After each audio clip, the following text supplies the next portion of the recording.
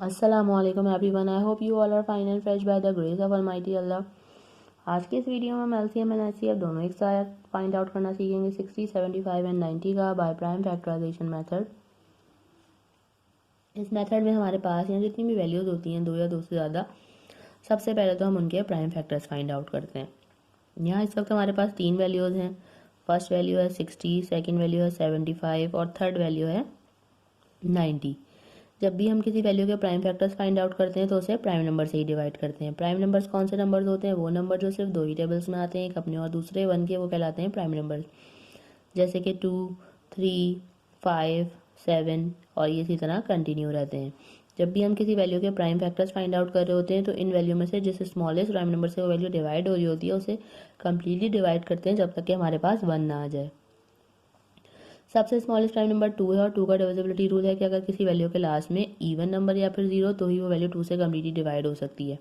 यहाँ ये दोनों वैल्यूज 2 से डिवाइड होती हुई नजर आ रही है तो इसे 2 से डिवाइड करना स्टार्ट करेंगे। 2 के टेबल में 6 बिल्कुल आता है 3 पे एंड 2 टाइम्स 0 इज 0।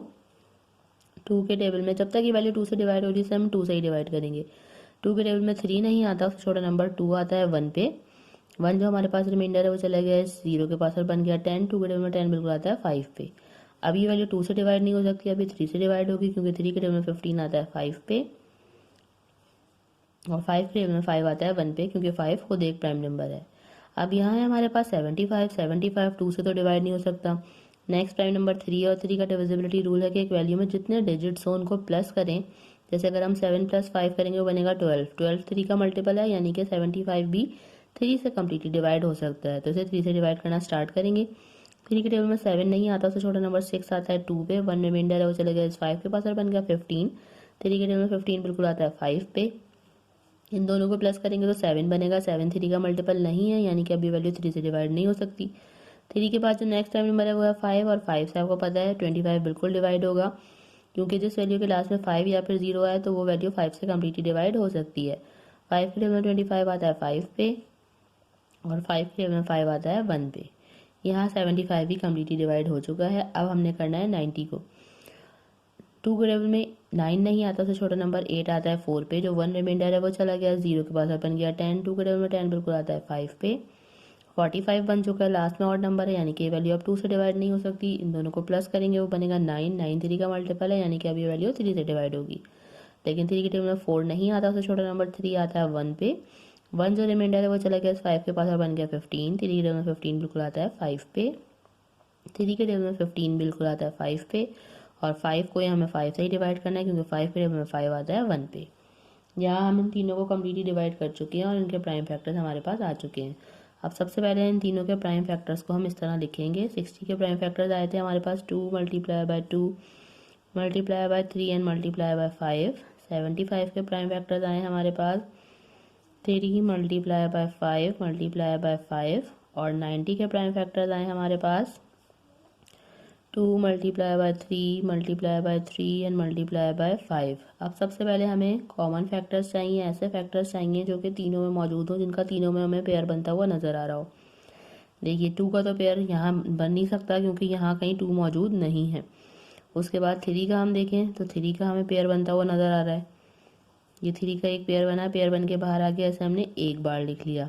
उसके अलावा 5 का हमें पेयर बनता हुआ नज़र आ रहा है क्योंकि 5 तीनों में मौजूद है। 5 का पेयर बना, पेयर बन के बाहर आ गया, इसे भी हमने यहाँ एक बार लिख लिया। उसके अलावा हमें ऐसा कोई और जो है इनका प्राइम फैक्टर नज़र नहीं आ रहा जो कि तीनों में मौजूद हो। तीनों में मौजूद होगा तभी हम इसका पेयर बना सकते हैं, 2 में होगा अगर मौजूद तो हम इसका पेयर नहीं बना सकते HCF के लिए। लेकिन LCM के लिए हम 2 में भी पेयरिंग कर सकते हैं। तो अभी हम पहले HCF फाइंड आउट करें तो HCF के लिए हमें सिर्फ और सिर्फ 2 ही यहाँ पेयर बनते हुए नजर आए। इनको हम कर देंगे मल्टीप्लाई। 3 time 5 is 15। मीन्स हमारे पास यहाँ पे हाईएस्ट कॉमन आ चुका है जो कि है 15। अब LCM किस तरह फाइंड आउट करेंगे? LCM के लिए जो हमारे पास HCF का आंसर आया है सबसे पहले तो हम वो लिख लेंगे 15। उसके बाद हम देखेंगे ऐसे कौन से प्राइम फैक्टर्स यहाँ पे हमें नज़र आ रहे हैं जिनका पेयर बन रहा है। ठीक है, 2 में भी पेयर, अब हम 2 में भी हम पेयरिंग कर सकते हैं। ये देखिए 2 का पेयर बन रहा है एक ये, ठीक है, पेयर बन के बाहर आ गया, ऐसे हमने एक बार लिख लिया। उसके अलावा ये 2, अब यहाँ कहीं और 2 नहीं है जिसका हम पेयर बना सकें। ठीक है, उसके अलावा और कोई पेयर बनता हुआ नज़र नहीं आ रहा हमें। यहाँ पे सिर्फ एक ये 3 रह गया है, ये 5 रह गया है और ये 2 रह गया है, और कोई पेयर बनता हुआ नज़र नहीं आ रहा। तो जो हमारे रिमेनिंग फैक्टर्स रह गए हैं उन सबको हमें यहाँ लिखना है। एक ये वाला जो 2 रह गया था इसे भी लिख लिया, जो 5 रह गया है ये इसे भी लिख लिया, और लास्ट में हमारे पास एक 3 है इसे भी लिख लिया, और कोई हमारे पास अब फैक्टर नहीं रह गया। इन सबको हम कर देंगे multiply. 15 time 2 is 30, 30 time 2 is 60, 60 time 5 is 300, 300 को जब हम मल्टीप्लाई करेंगे 3 से तो आ जाएगा हमारे पास 900 आंसर। ये आप चाहें तो रफक में भी करके देख सकते हैं। हमारे पास यहाँ लीस्ट कॉमन मल्टीपल जो है वो आ चुका है और वो है 900। आई होप कि वीडियो आपको अच्छे से समझ आई है। अगर ये वीडियो आपको पसंद आई तो उसे लाइक और शेयर ज़रूर करें और मेरे चैनल को भी सब्सक्राइब करें। इंशाल्लाह बहुत जल्द मिलती हूँ आप सबकी नेक्स्ट वीडियो में। अपना बहुत ख्याल रखिएगा। अल्लाह हाफिज़।